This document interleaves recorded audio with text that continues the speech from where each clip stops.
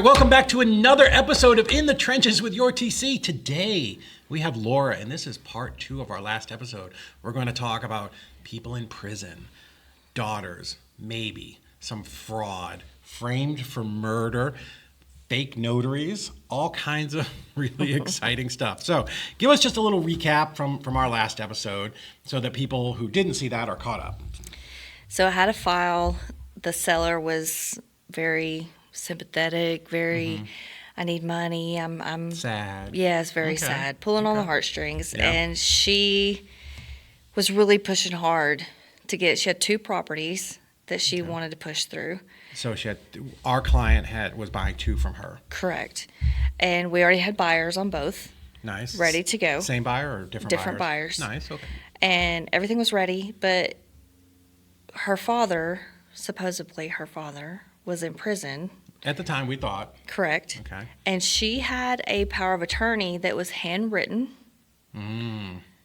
signed, but there were no witnesses on it. Really? Correct. But notarized or no? Yes, Okay. it was notarized. And she had his driver's license and his social security card, which she submitted to me.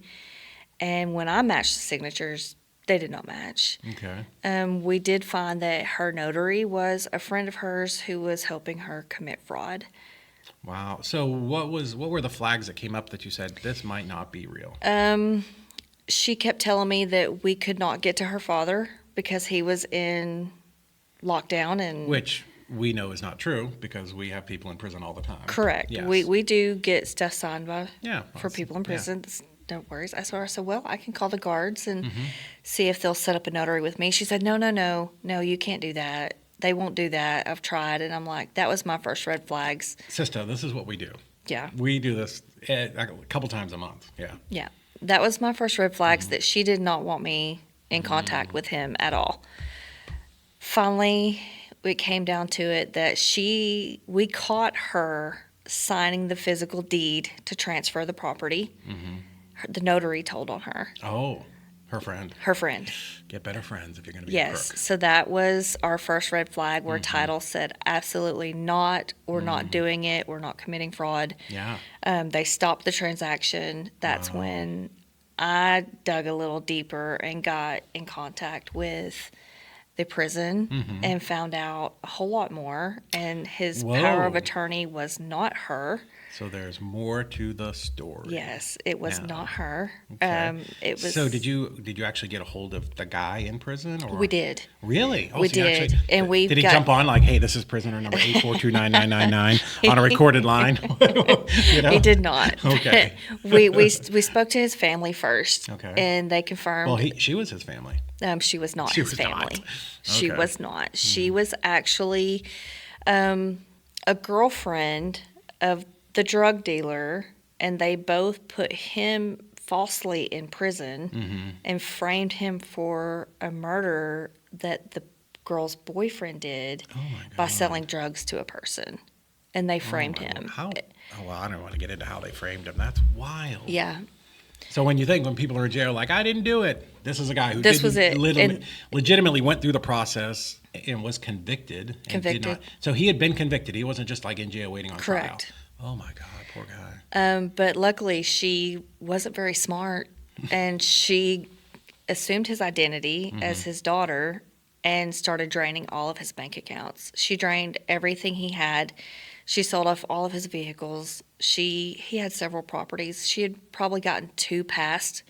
So she had actually sold 2 She had properties. actually sold 2 properties. So those people are screwed who bought those Yes. properties and put money because they're getting those properties snatched back. Like they're Yes. going to get those deeds will be unwound. Yes. So what is our client saying during all this when you're like letting them know, hey, this lady's a fraudster? Because he had buyers lined up. He did. Or I'm assuming it was he. Yeah. He And he did. was expecting to make 20 and 30, 40, whatever thousand. Correct.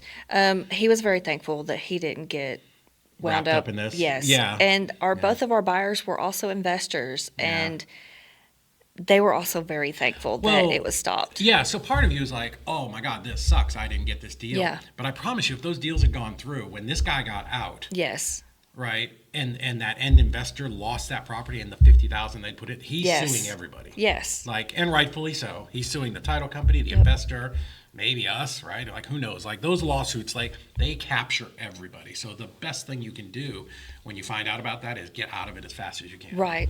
Wow, that's an amazing story. Yeah. But so well, awesome, great job catching that. Because obviously, not having a transaction coordinator, the other two properties, nobody caught it. It just was able Right. to slip through. So good job on that. Let's talk about the guy.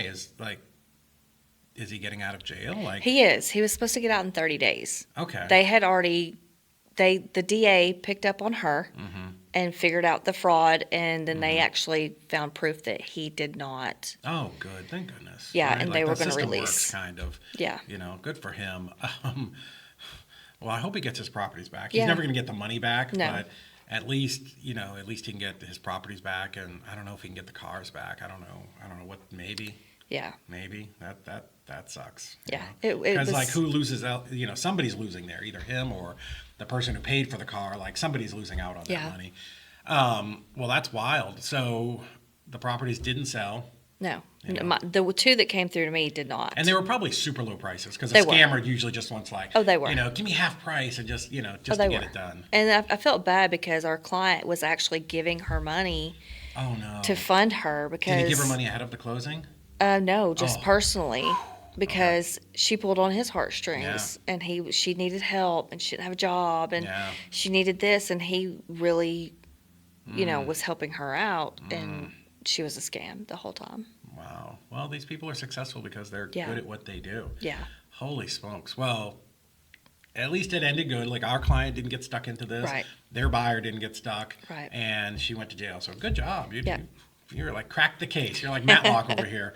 That's awesome. And this is why having a transaction coordinator on your team is so important, because also, if you weren't involved doing it, he would have been the one stuck doing all Yeah. this. And like, how many hours do you have embroiled in all of A this? lot. A lot. That was right? that was a big file that Yeah. that consumed a lot of time. And then at the end of the day, it didn't even close for us. It didn't close for anybody, but it did keep people out of trouble, which Right. the upside there is sometimes that's better than getting a little bit of money, and then Right. 8 months down the road, you're pulled into some crazy lawsuit and you're like, dude, I didn't even know. Right. So good for you. Awesome. What else has been going on? I know you've had a ton of closings. I have. Last week, how many did you do just by yourself? 10. 10 closings in a week. A lot of people don't do 10 closings in a year, Yeah. and you did 10 in a week. Yeah, and That's I've had wild. my average is 6 to 8 a week for the last 4 months. Yeah. Do you feel like we've gotten busier, like over the last couple of months? I have. Yeah. Personally. And I think that, people ask me all the time, like, what's going on with the market? And I'm like, I'm telling you, our clients who are, very, like, dedicated, like, people that are on the ball, like, they are growing faster yeah. and faster. Absolutely. Yeah. The market has done a complete turnaround since. Yeah. For last- us, at yeah. least, for investors, right? Yeah. And I think that's a place where investors really shine is, as the overall market might go down, people get more motivated. I don't want to Yeah. say desperate, but they need a solution. And that's where real estate investors can really come in. And right now is an amazing time to be an investor. Yeah. We are seeing, like, some big assignment fees. I've just pulled up this message here. Oh, here it is. Here's our top 20 assignment fees this year: 156, 163, 190, 131, 229, 230, 508. 508,000 as an assignment. 450, 329, 130,000, 177,271. I mean, it's think that one was freaking mine. stunning. It's absolutely stunning what's going on out there. Here's one that was 8.5, 159,000. Oh my gosh, this is wild. Yeah, people are making some Oh, yeah. enormous assignment fees. Yes. Right. Now is the time. Somebody asked me yesterday, like, with all the regulations and everything that are coming out, is wholesaling dead? I'm like, bro, we're busy to the gills out there. Like, we're as jammed up right now as ever. So wholesaling is not dead. You should be in the game. Yeah. Here's the proof. That's millions of dollars in assignment fees right there in just the last couple of months. I know one of my dedicated, he Mm-hmm. told me personally that I made him $80,000 just last month. Wow. So tell me that. What is that when you say dedicated? What does that mean? That means that I'm dedicated to their files. Right. Because they're on a plan of how many Correct. per month? Um, Is it 5 to 10? I think so. Okay. So, and there are people on certainly higher plans. Yes. So you're dedicated. Talk to people like from your point of view what that means. That means I'm going to dive a little deeper into your files and really coordinate one-on-one with you on anything that you want from me. They all do things a little bit different. Sure. Right. Sometimes. So it's a little more personalized. It service. is. It's very. Right. It's Are very you much in so. their CRM doing things? I don't have one doing Okay. that yet. But we do have some. We do have some. Right, Yes. Right. Where if you want that level of service, we can crank it all the way up to. I think we just put somebody the other day on an up to 40 plan. So, Oh, wow. Yeah. So we've got some clients that are doing massive amounts of business. But even the person who's doing 30 or 40, they're still getting, or the person who's doing one is still getting an amazing level of service. Absolutely. Just maybe, they don't need somebody in their CRM, right? But Right. we're still stopping and these files. In fact, I think that 508 was like maybe a one-off deal, like somebody who would just come That's to us crazy. for the first time. So Yeah. that's absolutely. I think the stunning. highest one I had was that 170 something. I think that one was mine. Dude, it's astronomical. Like Yeah. it's not like, oh geez, the highest one I had was that's a phenomenal number. Cool. Any other like exciting deals? Anything else kind of wacky or cool or All the noteworthy? time.